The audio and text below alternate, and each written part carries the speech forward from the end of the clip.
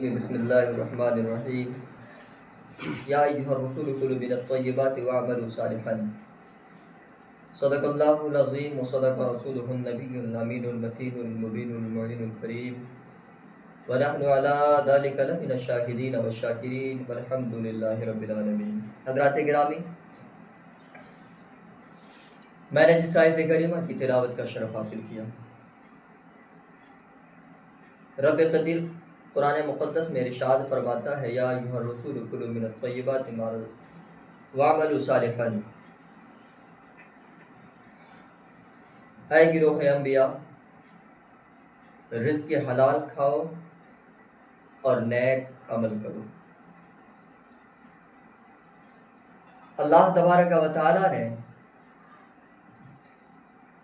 اپنے انبیاء کرام کو، جو کہ گناہوں سے پاک، معصوم عن الخطا ہوا کرتے ہیں، اور اپنے معزز رسولوں کو، جو کہ معصوم عن الخطا ہوا کرتے ہیں، رب تبارک و تعالیٰ نے حکم دیا کہ حلال کھاؤ اور نیک عمل کرو۔ بے شک رب قدیر جب اپنے نیک بندوں کو، جن سے گناہ کے صدور کا امکان ہی باقی نہیں رہ جاتا، حلال کھانے کا حکم دیا، تو اب ذرا سوچیے حلال کھانے کی برکت کتنی بڑی ہوگی۔ رب قدیر کا بے پناہ فضل و احسان ہے کہ اس نے ہمیں زندگی عطا کی، اور کروڑاں شکر اس رب ذوالجلال کا کہ اس نے ہمیں زندگی کے ساتھ ساتھ جینے کا سلیقہ طریقہ بھی عطا فرمایا۔ اللہ نے انہی طریقوں میں اور انہی آداب میں جو ہمیں سکھائے، ایک ادب یہ بھی دیا کہ جب بھی کھاؤ حلال کھایا کرو۔ اے گروہ انبیاء، جو کچھ کھاؤ حلال اور پاک کھاؤ، اور جو کام بھی کرو اچھا اور شائستہ ہی کرو۔ حضور نبی اکرم صلی اللہ تعالیٰ علیہ وسلم نے اسی بنا پہ فرمایا ہے کہ حلال کی تلاش مسلمانوں پر فرض ہے۔ حلال کی تلاش مسلمانوں پر فرض ہے، یعنی حلال کمانا ایک مومن ہونے کے ناطے، ایک مسلمان ہونے کے ناطے فرض ہے، فرض۔ اور آپ نے آگے ارشاد فرمایا کہ جو شخص مسلسل 40 روز حلال کھائے اور اس حلال کھانے میں، اس حلال رزق میں کسی حرام کی آمیزش نہ ہونے دے، خدا تعالیٰ اس کے دل کو نور سے بھر دیتا ہے اور اس کے دل میں حکمت و دانائی کے چشمے جاری کر دیتا ہے۔ اللہ سبحان۔ جو حلال کھاتا ہے اتنے کم مدت تک، صرف 40 دن تک، رب تبارک و تعالی اس کے دل کو نور سے بھر دیتا ہے، منور کر دیتا ہے، اور آگے فرمایا کہ اس کے دل میں حکمت و دانائی کے چشمے جاری فرما دیتا ہے، یعنی اسے اچھی سوچ عطا کرتا ہے، پاکیزہ رزق کے ساتھ ساتھ پاکیزہ فطرت بھی عطا فرماتا ہے، پاکیزگی کا پلندہ بنا دیتا ہے۔ اور ایک روایت میں ہے کہ اس کے دل میں دنیا کی محبت و دوستی اگر ہوتی ہے تو اللہ تعالیٰ اس سے بھی انہیں دور کر دیتا ہے، یعنی اس کے دل سے دنیا کی محبت نکال دیتا ہے۔ اللہ تبارک و تعالیٰ اس کے دل سے دنیا کی محبت کو بھی نکال دیتا ہے۔ اور ایک حدیث پاک جو حضرت امام غزالی رحمۃ اللہ علیہ نے کیمیاء سعادت میں لکھی ہے، کیا فرمایا؟ حدیث پاک نقل کرتے ہیں، کہتے ہیں حضرت سعد رضی اللہ تعالیٰ عنہ، یہ بزرگ صحابہ اکرام میں سے ہیں، بزرگ صحابہ اکرام میں سے، انہوں نے رسول اکرم صلی اللہ تعالیٰ علیہ وسلم کی بارگاہ میں آ کر کے عرض کیا، یا رسول اللہ علیہ السلام، آج ہماری شکایتیں ہوتی ہیں نا کہ ہمارے گھر میں اتنی پریشانی آ گئی، اتنی مصیبتیں آ گئی، فلاں میرا بچہ بیمار ہے، میری ماں 1 مہینے سے بیمار ہے، اور میرے والد کا انفیکشن ہو گیا اور دیگر چیزیں جو یعنی دنیا بھر کی مصیبتیں میرے گھر میں آ گئیں، اور میں اللہ کی بارگاہ میں دعا کرتا ہوں پروردگارہ میرے گھر سے بلا مصیبتوں کو دور کر دے، لیکن اللہ میری سنتا نہیں ہے۔ یہ ساری شکایتیں ہوتی ہیں معاشرے میں، لوگ کرتے ہیں اپنی نادانی کے سبب اس طرح کی شکایتیں آ کر کے علماء کی بارگاہ میں کرتے ہیں اور کہتے ہیں حضرت میرے لیے دعا کر دیجیے۔ میں انہیں بھی ایک پیغام دینا چاہوں گا۔ رسول کائنات صلی اللہ تعالیٰ علیہ وسلم کی بارگاہ میں یوں ہی ایک صحابی آئے، اور وہ صحابی رسول کون ہے؟ حضرت سعد رضی اللہ تعالیٰ عنہ، بزرگ صحابہ اکرام میں سے ہیں۔ انہوں نے عرض کی یا رسول اللہ علیہ السلام، آپ جو ہے میرے لیے کوئی ایسا عمل بتائیں کہ اللہ تبارک و تعالیٰ میں وہ عمل کروں اور اللہ تعالیٰ میری ہر دعا کو قبول کر لے۔ اللہ صمد، اللہ کے رسول صلی اللہ علیہ وسلم نے ایک پیارا نسخہ عطا فرمایا، اور وہ نسخہ کتنا معزز ہے، ذرا غور سے سنیے گا۔ اللہ کے رسول صلی اللہ علیہ وسلم نے فرمایا حلال خوراک کھایا کرو تاکہ تمہاری دعا قبول ہو اور تم مستجاب الدعوات بن جاؤ، یعنی تمہاری ہر دعا قبول ہونے لگے اور تم اللہ کی بارگاہ میں معزز بھی بن جاؤ۔ تو اس سے ہمیں کیا پتہ چلا کہ بندہ اگر حلال کھائے گا، اگر حرام خوراک سے وہ بچتا رہے گا، تو اللہ تبارک و تعالیٰ اسے دنیا میں اس کے دل کو نور سے بھر دے گا، حکمت و دانائی کے چشمے جاری فرما دے گا، اور پھر اللہ اس کی ہر دعا کو قبول فرمائے گا۔ جب اللہ اس کی ہر دعا کو قبول کرے گا تو بتائیے، اگر وہ کسی مشکل پریشانی کو دور کرنے کی اللہ سے دعا کرے گا تو اللہ دعا اس کی قبول نہیں کرے گا، اس کی پریشانیاں دور نہیں ہوں گی۔ تو معلوم ہوا کہ اگر پریشانیوں کو دور کرنا ہے، مصیبتوں کو گھر سے بھگانا ہے، بیماریوں کو دفاع کرنا ہے، تو تمہیں حلال کھانا پڑے گا۔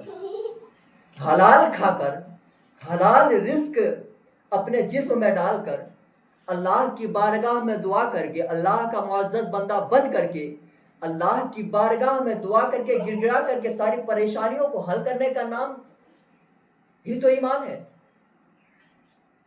رسول کائنات صلی اللہ تعالیٰ علیہ وسلم کی ایک اور حدیث پاک سماعت فرمائے۔ حضور اکرم صلی اللہ علیہ وسلم نے فرمایا بہت سے لوگ ایسے ہوتے ہیں جن کا کھانا اور کپڑا حرام کا ہوتا ہے۔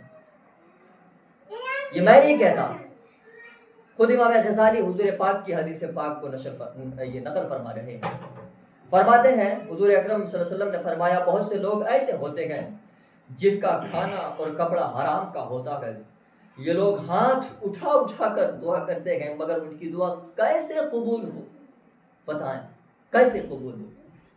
اور ایک حدیث پاک میں نے اسی حدیث سے ریلیٹڈ ایک حدیث پاک میں نے تفسیر مظہری میں اور تفسیر در منصور میں بھی اسی آیت کے تحت، کون سی آیت؟ یا ایھا الرسول کلوا من الطیبات واعملوا صالحا، اسی آیت کے تحت میں نے تفسیر میں پڑھی حدیث پاک انہوں نے نقل کیا صاحب تفسیر مظہری نے اور صاحب تفسیر در منصور میں۔ وہ کہتے ہیں بندہ دور دراز سے سفر کرتا ہوا آئے، اللہ تبارک و تعالیٰ کے مقدس گھر خانہ کعبہ میں، خانہ کعبہ کے سامنے آ کر کے غلاف کعبہ تھام تھام کر روئے، گڑ گڑائے، اللہ کی بارگاہ میں دعا کرے، حالانکہ اس کے بال پراگندہ ہیں، ابھی انہوں نے غسل تک نہیں کیا ہے، سفر کے آثار اس سے نمودار ہو رہے ہیں، کپڑے ان کے گندے ہیں، اور وہ اللہ کی بارگاہ میں دعا کرے۔ رسول کائنات فرماتے ہیں بتاؤ اس کی دعا کیسے قبول ہوگی؟ یا رسول اکرم صلی اللہ تعالیٰ علیہ وسلم کی بارگاہ میں صحابہ کرام بیٹھے ہوئے تھے، انہوں نے پوچھا یا رسول اللہ علیہ السلام اس کی دعا کیوں نہیں قبول ہوگی؟ وہ اتنا گڑ گڑا کر دعا کر رہا ہے، غلاف کعبہ وہ تھام کر دعا کر رہا ہے، جس کے بارے میں بے شمار فضیلتیں آئی ہیں کہ خانہ کعبہ میں جو دعا کی جاتی ہیں قبول ہوتی ہیں، اس کی دعا کو کیوں نہیں قبول ہوگی؟ اللہ کے رسول فرماتے ہیں کہ اس کی دعا تو قبول ہونی چاہیے تھی مگر ایک سبب سے قبول نہیں ہوگی۔ فرمایا انہوں نے سفر جو طے کی اور سفر کے لیے جو سواری تھی وہ سواری اس کا حرام کا تھا. سفر کے درمیان انہوں نے جو توشہ استعمال کیا، جو کھانا انہوں نے کھایا، جو غذا انہوں نے اندر ڈالی، وہ غذا اس کی حرام کی تھی. جو کپڑا وہ پہنا ہوا ہے، اپنے تن کو چھپایا ہوا ہے، جس کپڑے سے وہ ملبوس ہے، اس کا وہ کپڑا حرام کا ہے. تو بتاؤ کیسے اس کی دعا قبول ہو سکتی ہے؟ اس کی دعا قبول نہیں ہو پائے گی. اور اسی طرح کی حدیث یہاں حضرت امام غزالی کیمیائے سعادت میں نقل کرتے ہیں، کہتے ہیں جن کا کھانا اور کپڑا حرام کا ہوتا ہے، یہ لوگ ہاتھ اٹھا اٹھا کر دعا کرتے ہیں، مگر ان کی دعا کیسے قبول ہو؟ اور آقا کریم صلی اللہ علیہ وسلم نے فرمایا بیت المقدس میں خدا تعالیٰ کا ایک فرشتہ ہے جو ہر شب آواز دیتا ہے، جو حرام کھاتا ہے، خدا تعالیٰ نہ اس کا فرض قبول کرتا ہے اور نہ اس کی سنت قبول فرماتا ہے. اللہ سمجھ، نہ اس کا فرض قبول کرتا ہے، نہ اس کی سنت قبول کرتا ہے. بیت المقدس میں فرشتہ اعلان کر کے کہتا ہے. تو حرام کھانے کی اتنی نحوستیں ہیں، تو بتاؤ ہم ایک مسلمان ہونے کے ناطے، ایمان ہمارے اندر ہے، اگر ایمان کی حساسیت ہمیں باقی ہے، احساس ہے ہمیں، تو ہم کس منہ سے حرام کھائیں گے؟ اتنی وعیدیں سننے کے بعد کس منہ سے حرام کمائیں گے؟ یقیناً یہ سوچنے کا مقام اور غور کرنے کا لمحہ ہے میرے دوستوں اور بزرگوں. اور آپ نے یہ بھی فرمایا کہ جو شخص 10 درہم سے کپڑا خریدے. اب سنیے، احتیاط کی باتیں. ہم کماتے ہیں حلال کا، لیکن اس میں کبھی جھوٹ، کبھی دغا بازی، کبھی فریب سے کام لینا پڑ جاتا ہے ہمیں. اور جب اس میں سوال کرتے ہیں علماء اکرام، بتاؤ تم نے ایسا کیوں کیا؟ پوچھتے ہیں قریب والے کہ تم نے ایسا کیوں کیا، اس کے ساتھ دھوکہ کیوں کیا، جھوٹ کا تم نے سہارا کیوں لیا؟ تو وہ جواب دیتے ہیں حضرت کیا کریں، مجبوری تھی. اور بعض دفعہ تو ہمیں احساس تک نہیں ہوتا اور ہم غلط کر بیٹھتے ہیں. آگے فرماتے ہیں رسول اکرم صلی اللہ علیہ وسلم کی حدیث پاک نقل فرماتے ہوئے آپ نے یہ بھی فرمایا جو شخص 10 درہم سے کپڑا خریدے، ان میں 1 درہم اگر حرام کا ہو، 10 درہم میں 9 درہم حلال ہم نے کمایا ہے، لیکن صرف 1 درہم جو میرے پاس گئے وہ حرام طریقے سے آیا ہوا گئے. کیا فرماتے گئے؟ اگر 10 درہم کا کپڑا خریدے اور ان میں 1 درہم حرام کا ہو، جب تک وہ کپڑا اس کے بدن پر رہتا ہے، اللہ نہ اس کی نماز قبول فرماتا ہے اور جو ہے نہ اس کی کوئی دعا قبول فرماتا ہے. اور آپ نے یہ بھی فرمایا جس کا گوشت حرام خوراک سے بنا ہو، آتش دوزخ اس کے زیادہ لائق ہے. یعنی جو حرام کھائے وہ جہنم میں جانے کے زیادہ لائق ہے، اسے جنت میں جانے کی امید نہیں رکھنی چاہیے. اگر جنت میں جانے کی امید رکھنی ہے تمہیں، اگر یہ تمہیں تمنا ہے تمہارے دل میں کہ پروردگار مجھے جنت عطا فرمائے گا، تو تمہیں آج ہی توبہ کر کے حرام کھانے سے بچنے کی جو ہے کا فیصلہ کرنا پڑے گا اور ہمیشہ حرام سے پرہیز کرنا پڑے گا. اللہ تبارک و تعالیٰ کی بارگاہ میں دعا کرتا ہوں رسول اکرم صلی اللہ تعالیٰ علیہ وسلم کے صدقہ و طفیل انہی تمام احادیث کو ہمیں جو ابھی گوش گزار ہوئی ہمارے عمل کرنے کی توفیق عطا فرمائے اور اسے اپنا اوڑھنا بچھانا بنانے کی توفیق عطا فرمائے. وما علینا الا البلاغ. السلام علیکم ورحمۃ اللہ وبرکاتہ.